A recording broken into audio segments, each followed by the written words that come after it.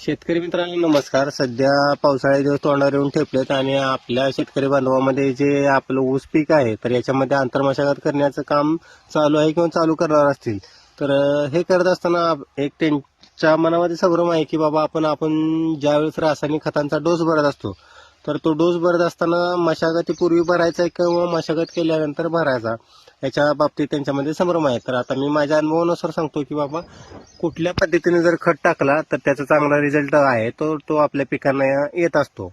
तर आपण जर आपल्या लागणीच्या ऊसामध्ये किंवा लागणीच्या प्लॉटमध्ये जर मशागत करत असाल तर त्याला काय असतं, सऱ्या असतात. सऱ्यामध्ये जर आपण सुरुवातीला खत टाकून घेतला आणि परत मशागत केली तर काय होत असतो, तर तो जो खत आहे तो डायरेक्ट ऊसाच्या बेटात किंवा मुळापर्यंत पोहोचण्याचं जे काम आहे तर ते होत असतं. कारण काय होतं, सुरुवातीला जर खत सरीमध्ये टाकून घेतला आणि परत जर त्याच्यावर माती पडली तर ते योग्य रीतीने मातीमध्ये जास्त दिवस टिकून राहतो. तसंच तो 100% मातीमध्ये मिसळल्यामुळे काय होतं, परत आपल्या मुळांपर्यंत पोहोचतो आणि त्याचा जो रिझल्ट आहे तो अतिशय चांगल्या प्रमाणात आपल्या पिकांमध्ये दिसून येत असतो.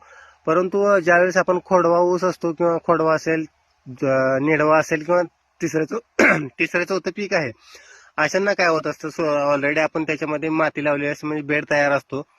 आपण जर त्या बेडवर जर खत टाकला असेल तर काय होतं, परत त्याच्या मुळ्या ज्या आहेत ऑलरेडी खाली असतात, सरी खोल पडत असते. त्याच्यामुळे काय होतं, खत वरच्या बाजूला राहतो, पाणी खाली राहतं, मुळ्या खाली राहतात आणि त्याचा जो पाहिजे तेवढा जो रिझल्ट आहे तर तो आपल्याला भेटत नसतो. त्याच्यामुळं खोडव्या पिकामध्ये काय करायचं, आपण मशागत केल्यानंतर परत आपण त्याच्यामध्ये बेसल डोस आहे तो भरायचा, जेणेकरून काय होतं, तो डायरेक्ट आपल्या मुळांना लागू होत असतो.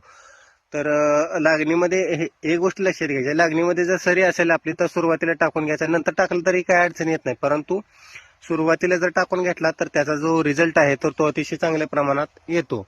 आणि खोडव्या किंवा खोडव्यापासून पुढचा जो प्लॉट आहे तर त्याच्यामध्ये काय करायचं, मशागत केल्यानंतर टाकून घ्यायचं, जेणेकरून तो डायरेक्ट आपल्या मुळांना पोहोचत असतो. तर ही होती खत टाकण्याबाबतची माहिती.